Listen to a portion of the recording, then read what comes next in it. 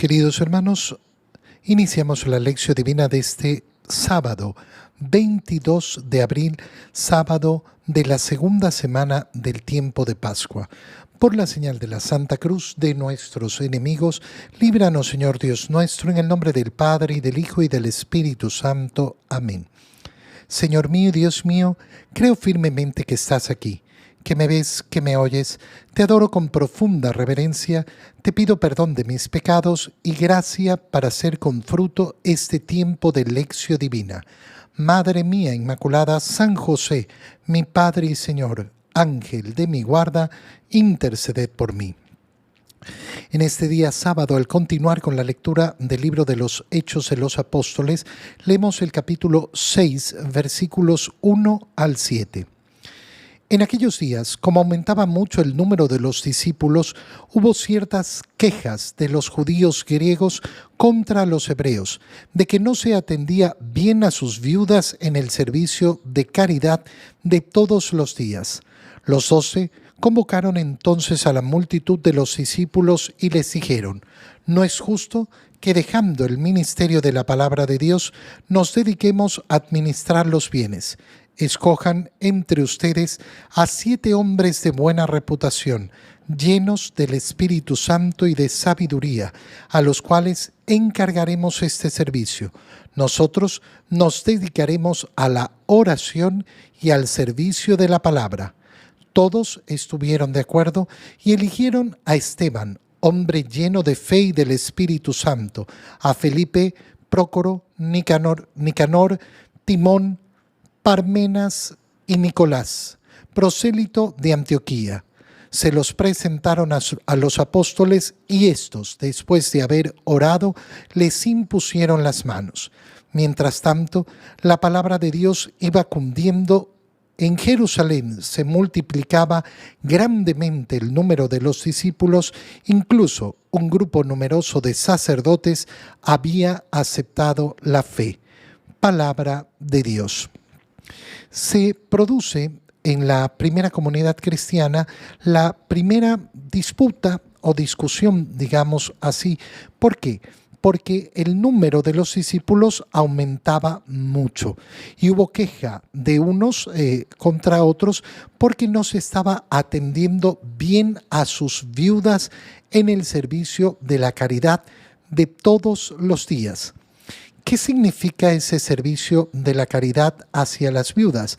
De procurar que tuvieran lo necesario para vivir. La comunidad cristiana se preocupa desde el inicio, esto ya lo hemos visto en el libro de los Hechos de los Apóstoles, de que todos tuvieran lo necesario, y por eso había personas que vendían sus terrenos para entregar el dinero a los apóstoles y que se pueda repartir de acuerdo a las necesidades de cada uno. ¿Cómo se muestra la vivencia de la comunidad? Justamente con esa preocupación de que nadie tuviera lo necesario para vivir. Y entonces ponen esta queja. Los 12 convocan a la multitud de los discípulos y les dicen: «No es justo que, dejando el ministerio de la palabra de Dios, nos dediquemos a administrar los bienes». Qué importante es este momento en la vida de la Iglesia. ¿Por qué? Porque se pone de manifiesto cómo en la organización de la comunidad, que es la Iglesia de Cristo, cada uno va a tener su misión, su llamado, y en ello debe poner efectivamente la atención. ¿Por qué? Porque es básico en la naturaleza humana darnos cuenta que yo no puedo hacer todo. Es imposible que una persona pretenda hacer todo. Y por eso se confía en otros para la realización de servicios.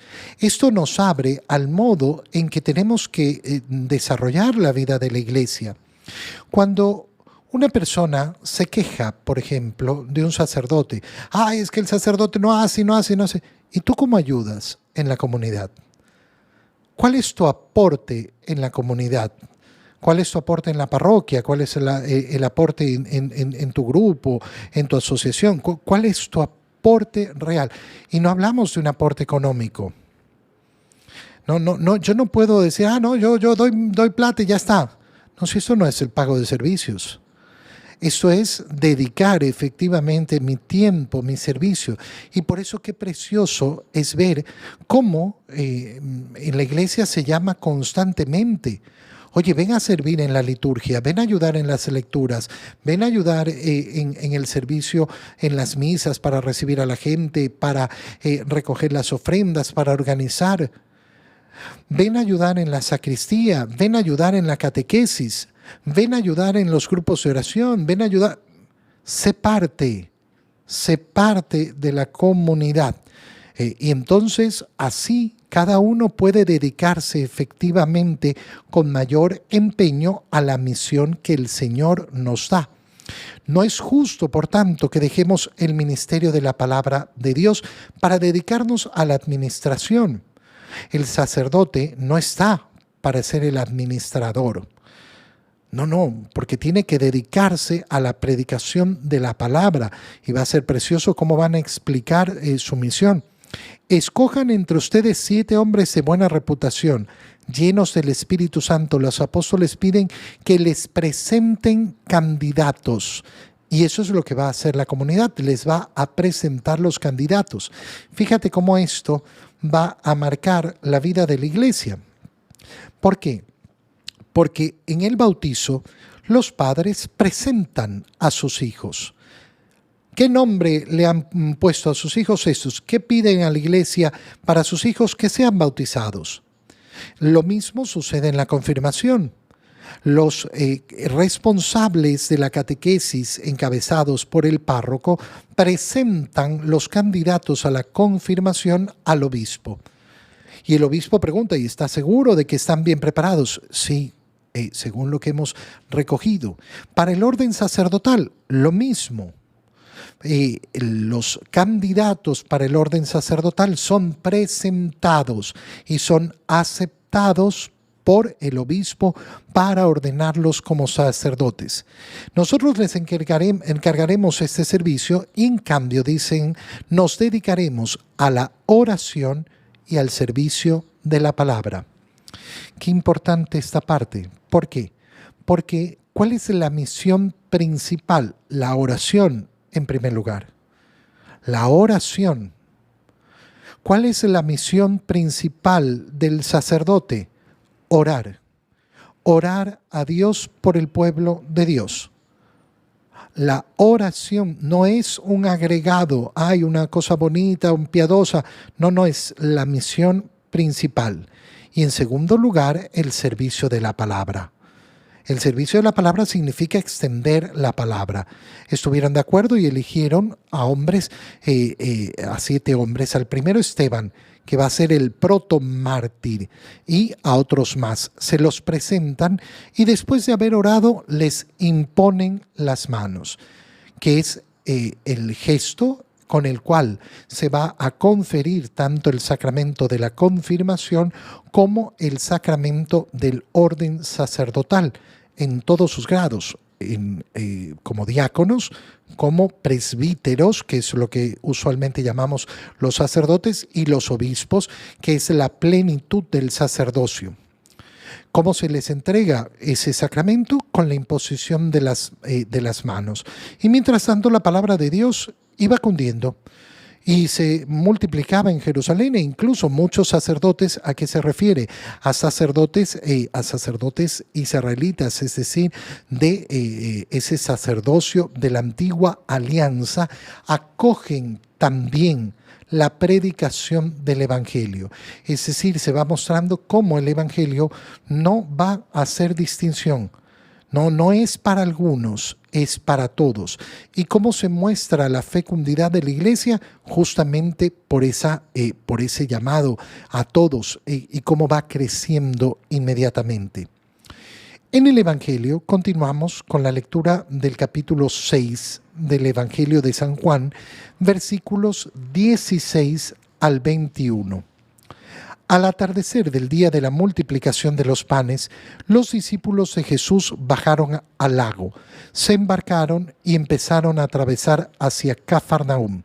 Ya había caído la noche y Jesús todavía no los había alcanzado. Soplaba un viento fuerte y las aguas del lago se iban encrespando. Cuando habían avanzado unos 5 o 6 kilómetros, vieron a Jesús caminando sobre las aguas, acercándose a la barca, y se asustaron. Pero él les dijo: «Soy yo, no tengan miedo». Ellos quisieron recogerlo a bordo y rápidamente la barca tocó tierra en el lugar a donde se dirigían. Palabra del Señor. Recuerda que el día de ayer iniciamos la lectura del capítulo 6 del Evangelio de San Juan, capítulo dedicado al pan de vida, la doctrina sobre la Eucaristía, que inicia con esa escena de la multiplicación de los panes. Pero al final de la multiplicación de los panes, nos decía el Evangelio que la gente quería proclamar rey a Jesús. ¿Por qué? Porque les había dado de comer y estaban felices y dicen: este es un rey que vale la pena, porque siguen buscando una salvación temporal, un alivio a las penas temporales. Jesús ante eso se aleja, se va al monte a seguir solo. No va a permitir que lo proclamen rey, si no es para reconocer efectivamente que no es rey en este mundo y de las cosas de este mundo, sino el rey eterno. Es decir, que no es un Mesías para liberar de los problemas actuales, sino que el Mesías es para dar la liberación verdadera. Al atardecer de ese día de la multiplicación de los panes, Jesús se ha ido solo. Y los discípulos bajaron al lago y se embarcaron y empezaron a atravesar hacia Cafarnaúm. Habrán dicho: bueno, lo encontraremos allá. Ya había caído la noche. Y Jesús todavía no los había alcanzado. Y tienen problemas para avanzar porque soplaba un fuerte viento y las aguas del lago se iban encrespando. No habían avanzado sino 5 o 6 kilómetros, es decir, no han logrado avanzar prácticamente nada, pero a la vez ya son 5 o 6 kilómetros dentro del mar de Tiberíades, del lago de Galilea, es decir, ya es una zona profunda. Ya es una zona que no es ahí en la costa. Por tanto, no se esperan ver a Jesús caminando por las aguas de ninguna manera. Esto es importante, como los detalles del Evangelio nos van mostrando esto. Ahora, viene Jesús caminando entre las aguas. Y ellos quisieron que efectivamente subiera a la barca, y cuando subió tocó tierra de inmediato, rápidamente en el lugar donde se dirigían. Si yo entiendo que el capítulo 6 es el capítulo del pan de vida, si yo entiendo que se me está presentando la doctrina eucarística, que ha iniciado con la multiplicación de los panes, y que inmediatamente lo segundo que se me presenta es esta situación de los discípulos en la barca que no pueden avanzar, ya vemos inmediatamente cómo lo que se nos está presentando es una analogía de esa iglesia que no va a avanzar si no es con Cristo sobre la barca. La barca representa a la iglesia, donde están los discípulos. El mar es el mundo, que siempre va a tener viento, que siempre van a estar las olas revoltosas, que siempre va a tener problemas. ¿Cómo hacemos para llegar al destino? Poniendo a Jesús dentro de la barca. Por tanto, la vida de la iglesia, ¿cómo se va a poder desarrollar y cómo va a poder llegar a donde va? Teniendo a Jesús en el centro. ¿Y eso qué significa? Tener a la Eucaristía en el centro de la vida de la iglesia. Pero piénsalo en analogía con nuestra vida personal, porque es exactamente lo mismo. Yo estoy en la barca que es la iglesia, soy el discípulo y quiero llegar a la meta, quiero llegar al destino. ¿Cómo hago? Tengo que hacer que Cristo entre dentro de la barca que se vuelve una analogía de mi propio ser. porque después vamos a ver cómo el Señor nos va a invitar justamente a toma y come, toma y bebe. El que come mi cuerpo y bebe mi sangre tendrá vida eterna, y yo lo resucitaré el último día. Es decir, yo lo voy a conducir a donde debe dirigirse. ¿Dónde me tengo que dirigir? A la vida eterna. Llama la atención cómo los discípulos se asustan viendo a Jesús. ¿Por qué se asustan viendo a Jesús? Porque uno puede decir, están viendo a Jesús. Ay, sí, pero lo ven caminando en el mar. Sí. Mira, muchas personas se asustan de las manifestaciones de Dios y les huyen y les tienen miedo. Le tienen miedo a las manifestaciones de Dios. No quieren tener una manifestación mística, no quieren tener una visión. No, a mí me da miedo. Hay que tener cuidado con los miedos, porque todo miedo siempre va a ser una forma de prisión y de esclavitud. ¿Cómo puedo tener miedo de Jesús? Por ejemplo, si yo tengo problemas, es que estoy en la iglesia y están apagadas las luces, me da miedo. Estás en la iglesia. En la iglesia donde está el Santísimo, donde está el Sagrario, con esa presencia de la Eucaristía, ahí, ¿cómo voy a tener miedo? Uno puede pasar ciertos sustillos, ¿no?, en la vida. Uy, está oscuro, uy, se oyó algo. Sí, pero yo estoy llamado siempre a enfrentar esos sustos. ¿Para qué? Para no tener miedo. Para no tener miedo en la vida. Oye, el demonio tiene a muchas personas siempre atrapadas. ¿Por qué? Porque están llenas de miedo. Llenas de miedo. Es que en mi casa suena no sé qué, es que en mi casa me hicieron no sé cuánto. Bueno, ¿cuál es el lugar que ocupa Dios verdaderamente en tu casa? Porque si en mi barca, es decir, en mi persona, el centro es la Eucaristía, y yo vivo en mi hogar, donde efectivamente hago oración, donde Dios está presente, no ausente, bueno, ¿qué puedo temer? ¿Cuál es el miedo que puedo tener? No tengo que tener miedo. Qué precioso es pedirle al Señor, Señor, arranca de mí los miedos, sácamelos, porque no me permiten verdaderamente abrazarte, estar contigo. Última cosa importante que lo vamos a ver a partir del día lunes, cuando continuemos con la lectura del capítulo 6. Recuerda que el capítulo 6 ha empezado en la multitud de gente que iba siguiendo a Jesús. En esta segunda parte del capítulo 6 solo vemos a los discípulos. Va a volver a aparecer la multitud, pero esa multitud ya va a ser reducida. En la medida que avance el capítulo 6, va a ir bajando la multitud, va a ir cambiando las personas que escuchan a Jesús hasta quedarse solo en unos judíos y después en los discípulos, pero muchos discípulos dejarán de ser discípulos y quedarán solo los 12 con el Señor. Esto va a ser importantísimo para entender que uno va a ser perseverante y va a poder avanzar verdaderamente en la vida que propone Cristo si es que escucha su palabra, si es que de verdad le hace caso al Señor. ¿Y qué es lo principal en lo que le tenemos que hacer caso? En el mandato principal: toma y come, toma y bebe. Esto es el pan de vida eterna. Este es el que te conducirá a la vida eterna. Te doy gracias, Dios mío, por los buenos propósitos, afectos e inspiraciones que me has comunicado en este tiempo de lección divina. Te pido ayuda para ponerlos por obra.